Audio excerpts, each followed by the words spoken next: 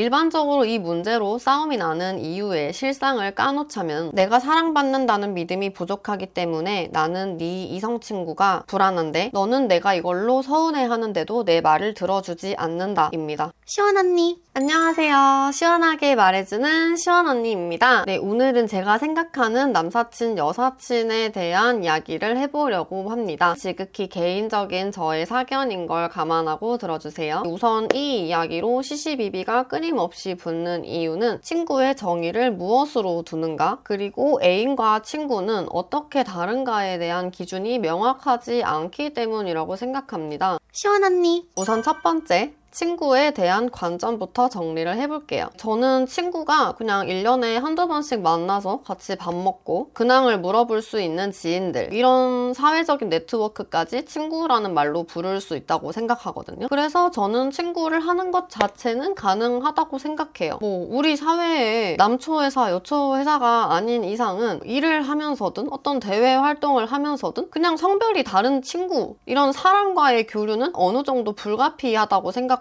있기 때문이에요. 시원언니 두 번째는 애인에 대한 관점 정리입니다. 흔히들 애인을 기간제 베스트 프렌드라고 하죠. 그만큼 서로 단기간에 친해질 수 있고 교제 기간 동안은 서로가 단짝 친구라는 거예요. 이렇게 보면 남사친이건 여사친이건 애인이건 기본적인 베이스는 우선 친구에서 시작합니다. 이때 남사친, 여사친은 툭 까놓고 말하자면 성적으로 얽혀있지 않다는 거죠. 그러니까 제가 남자는 맞는데 남자로 안 느껴진다. 야, 제가 여자냐? 라는 말을 하는 게 정말 본인한테는 친구고 자신은 무고하다는 걸 입증할 때 쓰이는 말로 쓰이는 거죠. 이성애자가 많은 우리 보편적인 사회에서 동성 친구를 만나는 것이 걱정이 안 되는 이유는 동성과는 성적으로 얽힐 일이 없기 때문이겠죠. 시원언니 네, 이렇게 위 두 가지 전제를 토대로 이성 친구 중에서 진짜 친구를 정의하자면 첫 번째, 베프 정도로 친한 것은 아니다. 두 번째, 진짜 하나도 이성으로 느껴지지 않을 만큼 매력이 없거나 나의 취향이 너무 확고해서 이성으로 느껴지지 않는다. 이렇게 두 가지의 전제 조건 중에서 최소 하나 이상은 달성해야 한다는 결론이 나게 됩니다. 네, 그런데 동성 친구 간에도 아주 기본적인 호감은 있어야 저는 친구를 할 수 있다고 생각하거든요. 그런데 이성 친구 간의 호감이라고 하는 부분이 인간적인 호감인지 이성적인 호감인지 이런 게 딱딱 나눠지지 않는 부분이라는 것이 조금 위험한 부분이죠. 그러니까 정말 친구일 때도 있지만 이성으로 괜찮아 보일 때가 있는 그런 경계선에 놓여 있는 친구는 정말 위험한 친구라고 생각합니다. 사실 제 입장에서 성적으로 아주 매력적인 이성과 친구를 한다? 이건 사실 100% 순수한 친구는 아니라고 생각해요. 친구지만 언제 친구가 아니게 될지 모르는 사이 같은 그런 위태로움이 있는 거죠. 아니면 한쪽에서 정말 완벽하게 철벽이라서 그런 게 가능한 경우는 있을 수 있다고 생각합니다. 네, 이렇게 위태로운 친구라는 카테고리도 존재한다고 생각하는데요. 저의 생각은 그래도 인간은 판단이라는 것을 하는 동물이기 때문에 이게 호기심인지 호감인지 구분을 못할 이런 감정에 잘못 휘말려서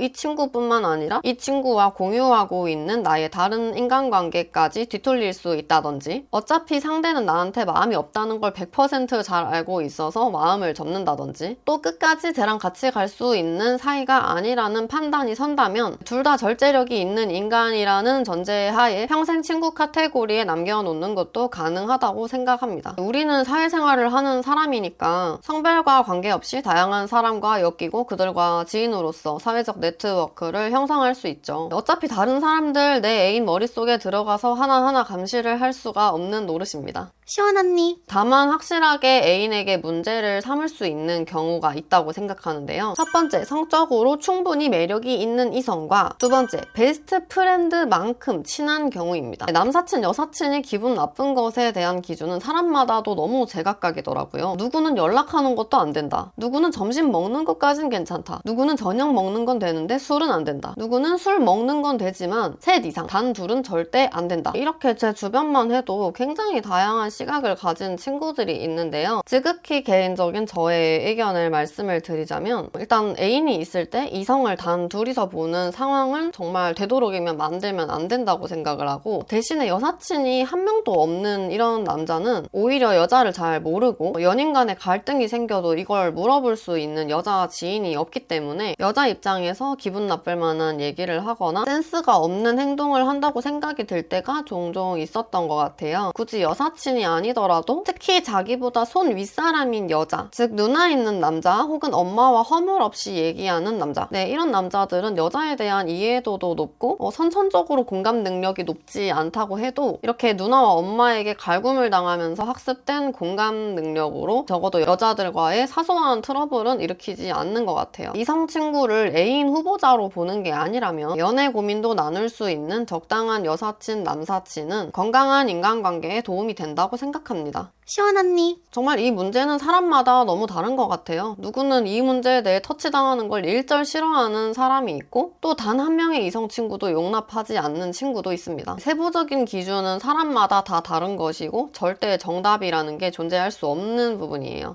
개인이 싫다는데 어쩌겠어요. 그래서 이 문제는 서로 타협이 안 되면 계속 싸울 수밖에 없습니다. 그리고 두 사람 간의 대화가 안 돼서 이 얘기를 남에게까지 가져왔다는 것 자체가 이건 많이 심각한 사안이라는 반증이 돼버립니다. 친구들한테 가가지고 내 남친이 여사친이 어쩌고 저쩌고 해서 그 여사친과 남친에 대해 욕을 해봤자 결국 내 남자친구의 가치관이 달라지지 않으면 무슨 소용이 있을까요? 그냥 그 순간 친구들한테 한번 공감받고 내 남자친구 같이 욕하는 걸로 끝이 나게 됩니다. 그리고 그 둘의 갈등은 영원히 지속되겠죠. 시원언니. 우선 내가 사랑하는 사람이 싫다고 하는데 그것을 감행하는 것 자체가 별로 사랑하지 않는다는 반증이죠. 아니면 사랑도 꺾을 만큼 본인의 고집이 너무 세거나요. 그 문제로 상대가 떠나건 말건 나는 내 영역을 지키겠다라는 것이니까요. 저는 20대 초반부터 동아리 모임을 하면서 저를 비롯한 제 주위의 모든 친구들이 혼성 그룹에 포함된 경우가 대다수인데요. 어차피 스파크가 튀었으면 진작에 튀고도 남았을 시간이라는 그런 생각을 가지고들 있기 때문에